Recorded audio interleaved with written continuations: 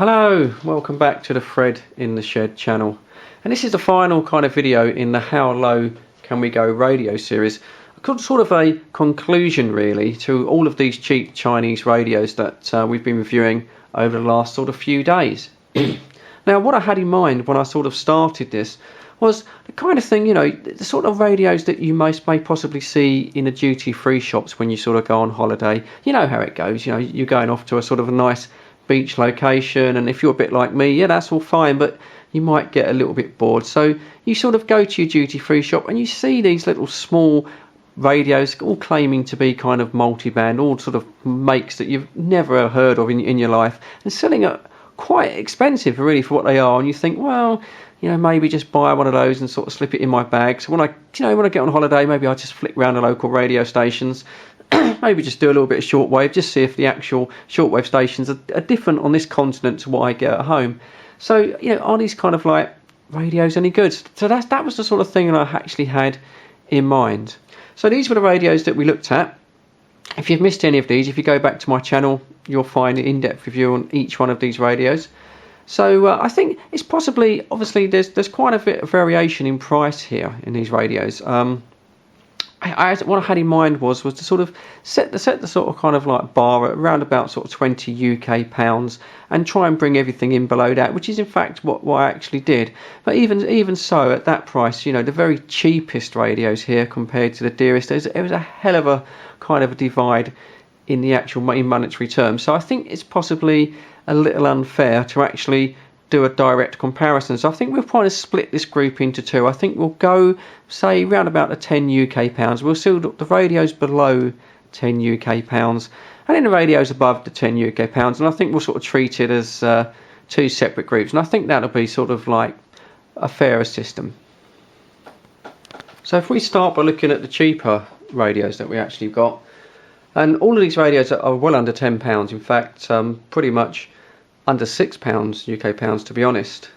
So I think if we take the two dearer radios in this group, which are these little sort of multi-banders. Now both of these radios actually claim to be able to receive complete actual shortwave radios with stations right away through the spectrum. But what we quickly found was that certainly here in the UK, both of these radios suffered from absolute chronic bleed over from medium wave, which completely wiped out any shortwave that these radios could actually receive. So they were both sort of pretty useless, to be honest, on shortwave.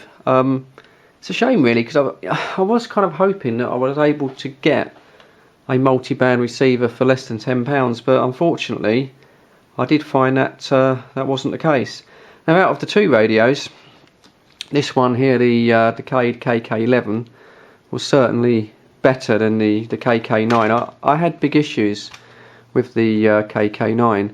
I mean, I don't know, maybe I got a bad radio because it arrived a little bit rattly. There was sort of something broke on it, and this little switch here, which apparently someone informed me is actually sort of like a kind of local sort of RF switch that you maybe can switch the actual antenna sensitivity down. Although, to be honest, I don't know why you'd want to switch it down anymore, because it was completely useless on sort of shortwave. And well, this radio was pretty poor overall, to be honest. You know, the tuning was horrible, and the switches ones that worked felt horrible. So this radio was pretty poor. I mean, I was, you know, probably very disappointed with it. I mean, this band switch was completely useless because it picked up sort of no shortwave at all. Yeah, this one was a little better. I mean, certainly the controls, the tuning controls felt better. The sort of switches, very sort of cheap, plasticky, but much better than the other radio. But once again, unfortunately, on shortwave, completely knocked out by medium wave bleed over. The filtration, if it's got any filtration, just not strong enough here in the UK to actually sort of prevent that from happening. So yeah, a pity really. I mean, but unfortunately I can't really recommend either of these two radios, because I kind of feel they're sort of conning you a little bit. They're actually claiming to be shortwave multiband radios, and well, in my experience, they're plainly not. So unfortunately those two, not recommended, I'm afraid. So after the two Cade multi-band radios, I quickly realised that we weren't actually going to get a shortwave receiver at this sort of price. So I started concentrating on maybe just 2-band receivers, just by basic AM and FM, and yeah, straight away the actual the quality of the items started to pick up. And in this little KK 555, not a bad little radio, to be honest. A little unsensitive on FM. It didn't really sort of pick up some of the less strong radio stations, which was a little disappointing, really. But on medium wave, it sounded pretty good. It all sort of seemed to come in. The speaker was quite loud. I think this one was just under for the £5 mark, so it's certainly not expensive. Does come with an LCD display, which I think for some people will probably swing it. I know people like the LCD display, and it does make the actual tuning a little bit more easier if you actually know the frequency you're aiming for. But the actual tuning dial on this radio was so ultra sensitive. It's got such little travel that you have to be really, really delicate with it to actually tune it into your desired radio station. So that was a sort of little disappointing. And then the volume control, I'm really not in love with this sort of rotating wheel here. Yeah, it looks quite nice, but it's not particularly tactile, and it's not particularly nice to use. It does have a clock, okay, and a kind of alarm function. Yeah, okay, that as well. But, well, you know, for the money, I certainly would say it's better than these sort of 2 multi-band radios, even though it's quite smaller. But the surprise, really, for me, happened to be the actual cheapest radio here. This was a little Cade KK221, and you know, straight away I liked this radio. I sort of fell in love with this little radio. To me, it looked like some sort of like 1970s retro sort of James Bond affair. Amazingly cheap, absolutely incredible. I think it was about £2.50, so it's probably less than $4 delivered. I mean, the postage is more than that. So obviously the China's postal service is obviously subsidised by the government for them to do that. But you know what? It actually worked. I mean, it's just basic AM, FM, FM again. You know, not as you'd expect, tiny little sort of aerial. So not really going to bring in some of the weaker signals, but the signals it did bring in, it was perfectly clear. Tuning much better than the actual little digital version. Much more scale on the actual tuning thumb wheel. You know, it's far less sensitive. Gives you a chance to get it tuned sort of right in. And yeah, absolutely great. Even went surprisingly loud for a little radio. So, do you know what? Out of these sort of like 4 radios, well, there's no point in actually buying these thinking you're going to get a shortwave receiver. Certainly not in the UK. I don't know if you live sort of maybe somewhere really remote, maybe in the Outer Hebrides in Scotland, or somewhere where it's miles from anywhere. Well, yeah, maybe these little radios won't suffer bleed over, but you know, here in the UK, as completely useless. So, you know, I would say that the best radio for your money is the tiny little Cade, the 221. Why spend any more? If you want to sort of spend a couple of pounds more, then yeah, sure, you know, go for the one with a little LCD display. But to be honest, this does the job. I mean, you know, just to go on holiday, if you just want to tune around a sort of local radio stations, sort of get the weather, things like that, it's absolutely fine. It's even got an actual little 3.5mm headphone socket, which gives you stereo on FM. And, you know, if you drop it in a swimming pool or if you break it, well, it doesn't matter, does it? You know, the sort of cheapness that we're talking about here. So, surprisingly, for less than £10, I'm going to recommend the Fred in the Shed recommendation is the cheapest little radio here. Is the little Cade KK221. So moving on to the above the £10 sector, well, things are a little bit more complicated here. I mean, it's the first thing you notice is for just that extra little bit of money, those extra few pounds, how the quality certainly improves, because all of these radios are a world apart from the cheaper little Chinese radios at the back there. Firstly, I think it's probably a little unfair to actually compare these radios all in one group. The DE16, I mean, it's quite a big radio, isn't it? Let's be honest. It's a portable radio, but it's not really a sort of a pocket radio. Would I take it on holiday? Well, maybe in this country, but if I was actually flying somewhere, no, it's probably just that little bit too big. So if you're looking for a radio that maybe is a second or third radio at home, something to have in your kitchen or something for the back of the workshop that picks up a little bit of shortwave, well, this is the radio you want. Absolutely no kind of competition. I mean, it's got so many things sort of going for it. Yeah, okay, I do agree it's a little bit tacky with maybe these LED lights and that stupid siren and things, but if you can actually look past that, it actually sort of makes some real sense. I mean, firstly, I have not put any batteries in this radio at all, purely just relied on the actual solar charging. And this radio was just put in the window for a couple of hours before I did the testing, and since doing that, it still remained a charge. I mean, it must be about sort of 2 weeks now since I did the review. Turn it on, and I'm showing a high actual level there on the battery, so it actually still works. And I say it's free power. I haven't actually, it's using its 4.5 lithium-ion battery internally. I've put no batteries in it at all. As a receiver, well, yeah, the FM was perhaps a little bit weak. I'd like to have been a bit more sensitive. Would have been nice if it had drawn in some of the actual weaker signals. Medium wave, yeah, really nice. I think obviously it's got the larger 56mm speaker here. It's a large plastic enclosure, so it tends to sort of give it a nice kind of sort of deep, mellow sound. And yeah, the tuning it's a little bit kind of rubbery, I would say. Sometimes you slightly over tune and you have to sort of tune back, but as a medium wave radio, it's actually very, very fine. It's also probably the best sounding radio here, goes the loudest, as you'd probably expect. So moving on to shortwave, and well, you know, it did quite well considering. Shortwave broken down into 4 bands. The actual tuning scale, yeah, pretty clear, fairly accurate. I found it probably a little bit inaccurate on the tuning, but overall, you know, just for sort of occasional flick around the actual shortwave channels, yeah, absolutely fine. So I think for a radio that you're maybe going to sort of just keep indoors, I'd say, you know, £16.50 delivered. Well, I would say that the Dijon DE16 is probably the best radio for that purpose. So that leaves us just 2 more radios. First with the Eton M400, also often sold as the Grundig M400, same radio. Now, this little radio here, I mean, this is a real controversial radio. Firstly, it's probably not entirely fair that it should actually even be in these group of radios, because the actual retail UK price for this radio is around about sort of £35 to £40.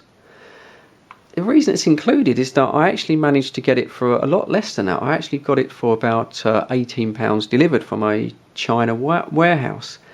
Now, the reason is that it is a bit controversial and it has 1 or 2 recognised errors, we'll say, which we'll get into that in a little bit more detail. But start with, yeah, sure, FM performance.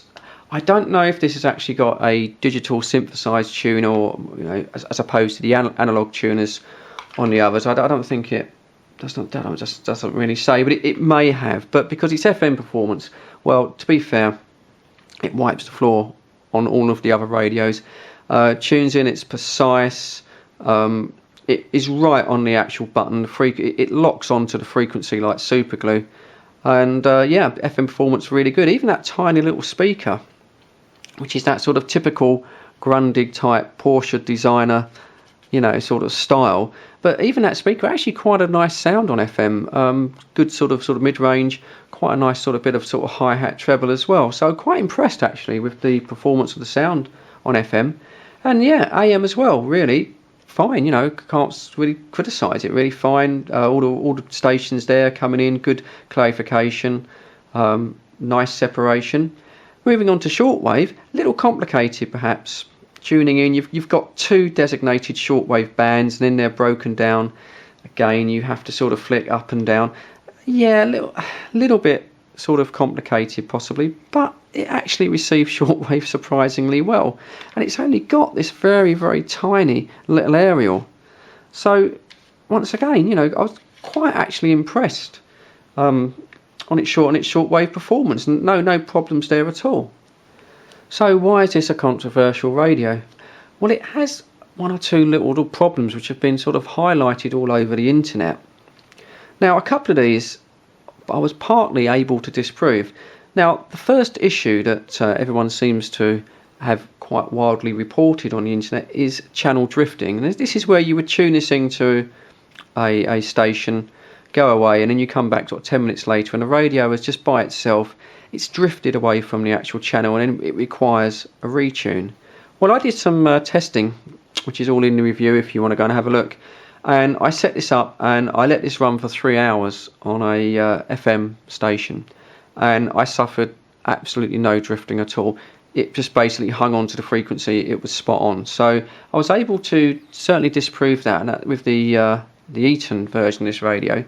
Now, the second one was battery life. People were claiming that even with fresh alkaline batteries, they're only getting, some people, less than an hour's radio play from this device, which is terrible. But once again, just using cheap rechargeable Chinese batteries, I actually let this run on the actual stopwatch and got over 3 hours of actual radio play, and it was still going. However, I did actually find that when you switch this radio off, you can't entirely switch it off, because a bit like the little cheaper Cade radio there, it has a built-in clock. So really, I mean, a built-in clock, 2 AAA batteries shouldn't really be an issue. I mean, you'd expect that just to run a clock for sort of months and months. However, when I actually returned back to this radio, probably about sort of 10, 11 days later, I noticed that the actual clock had gone and the batteries were completely flat. So it's actually managed to flatten 2 batteries just by having the clock running. And I think that probably is some of the problem that people are reporting with the bad battery life. So it may be, but it has actually got, you know, 1 or 2 sort of flaws. So it might just be that if you're actually going to sort of leave this radio for a while, you might have to actually remove the batteries and leave them separately in a drawer. A nice little radio. You know, as I say, if you were going to go on a holiday or something, it takes up no space. It is very slim. But it does have 1 or 2 issues, despite the actual kind of reported issues. And what I find with this is, although it actually receives quite well, sort of ergonomically, the way it's designed, there's no actual rear kickstand. So what happens is, you know, with shortwave, you find that because it fades sort of in and out depending on the atmospheric conditions, you may have to kind of gently tune it backwards and forwards. But, you know, what do you do with it? How do you stand this radio up? You know, you're gonna need something for it to stand up against, and this is going to happen. So, you know, if you sort of like put it down at an angle, you sometimes lose the station. So it's not really the most sort of practical radio really to actually sort of, I'd say, go on holiday with. So that's a bit of a shame really. So that has to be taken into account as well. So I think that's about all I'll say on the Eton Grundig sort of M400. If you can get it cheap, then yeah, I'd say it's worth the risk, but I wouldn't say pay full price. So this leaves us with just one more radio, which is the Texan R912. And you know, out of all the radios here, this radio, which I sells around about sort of 14 UK pounds, 18, $19, in my opinion, is the best radio here. Certainly the best travel radio here. Why?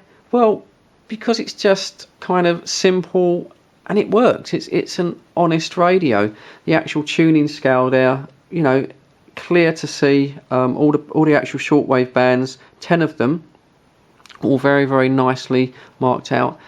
And it just feels so nice. The tuning, it's nice. There's a good degree of actual friction there to the tuning wheel. It's precise when you actually tune through the stations. The actual switches themselves, yep, certainly very sort of nice, firm, distinctive clicks, very tactile in feeling, and it just works. You know, no clock here to run the batteries down. All of the reviews I've read for this Texan all say it's a good radio, and that's what it is. It's just a simple kind of multiband, a true multiband shortwave receiver, and it is extremely sensitive.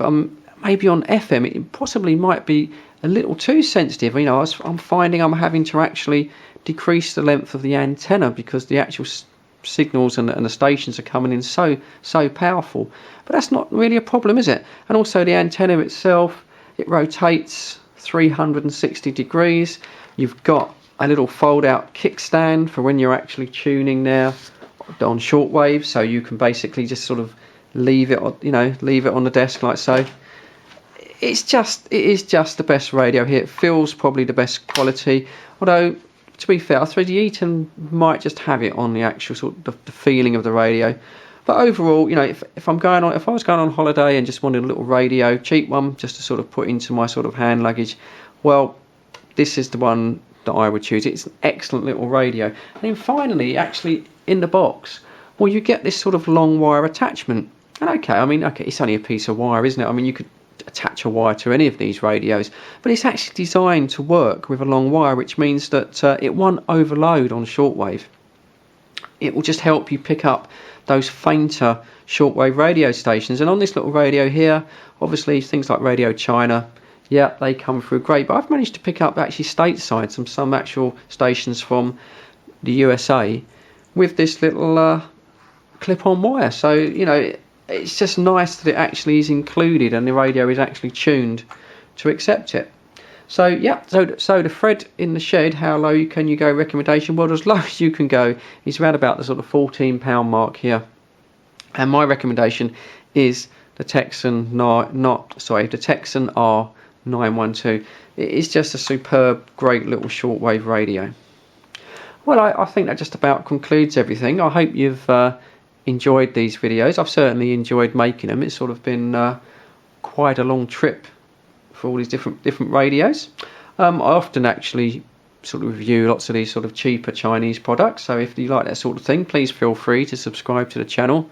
Please come back. You often sort of see something new every now and then.